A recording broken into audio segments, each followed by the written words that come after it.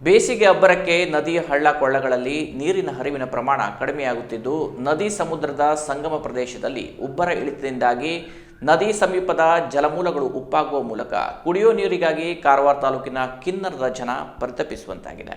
ಕಾರವಾರದ ಕಿನ್ನರ ಗ್ರಾಮದ ಬಾಗವಾಡದಲ್ಲಿ ಸಾರ್ವಜನಿಕ ಬಾವಿ ಸೇರಿ ಜಮೀನುಗಳಿಗೂ ನೀರು ನುಗ್ಗಿದ್ದು ಪರಿಣಾಮ ಕುಡಿಯುವ ನೀರಿಗೆ ಜನ ಪರದಾಡಬೇಕಾಗಿದೆ.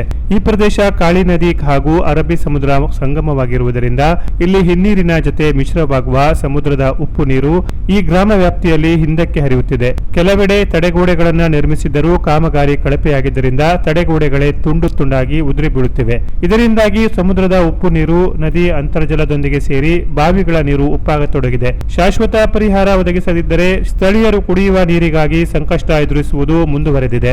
ಈ ಬಗ್ಗೆ ಸಂಬಂಧಿಸಿದ ಅಧಿಕಾರಿಗಳಿಗೆ, ಜನಪ್ರತಿನಿಧಿಗಳಿಗೆ ಗ್ರಾಮಸ್ಥರು ದೂರು ನೀಡಿದರೂ ಪ್ರಯೋಜನವಾಗುತ್ತಿಲ್ಲ. ಹೀಗಾಗಿ ಜನರು ಆಕ್ರೋಶವನ್ನ ವ್ಯಕ್ತಪಡಿಸುತ್ತಿದ್ದಾರೆ. ಕಿನ್ನರ ಗ್ರಾಮ ಬಾಗವಾಡ, ಇಲ್ಲಿ ನೋಡಿ ಈಗ ನದಿ ನೀರು ಎಲ್ಲ ತುಂಬಿ ನಮ್ದೆಲ್ಲ ಬಾವಿಗೆಲ್ಲ ನೀರು ಹೋಗಿದೆ. ನಮಗೆ ಅನಿಸ್ತಾ ಇದೆ ಇದು ಯಾವತ್ತೂ ಈ ರೀತಿ ಆಗಿಲ್ಲ. ಇದು ಪ್ರಥಮ ಬಾರಿಗೆ ನಮ್ಮದೆಲ್ಲ ಇಲ್ಲಿ ನೀರು ತುಂಬಿರೋದು. ನದಿ ನೀರೆಲ್ಲ ಬಂದು ನೋಡಿ ಎಲ್ಲ ಫುಲ್ ಎಲ್ಲ ಇಲ್ಲಿ ಮುಳುಗಡೆ ಆಗಿದೆ. ಮನೆಗೂ ಕೂಡ ನೀರು ನುಗ್ಗುವ ಸಂಭವ ಇದೆ. ಇದಕ್ಕೋಸ್ಕರ ಸಂಬಂಧಪಟ್ಟವರು ಏನಾದರೂ ಇಲ್ಲಿ ಬಂದು ಕಾರ್ಯ ಮಾಡಬೇಕಾಗಿ ನಾವು ಅಲ್ಲಿ ಕೇಳ್ಕೊಳ್ತೇವೆ. Canara plus news, Karwar.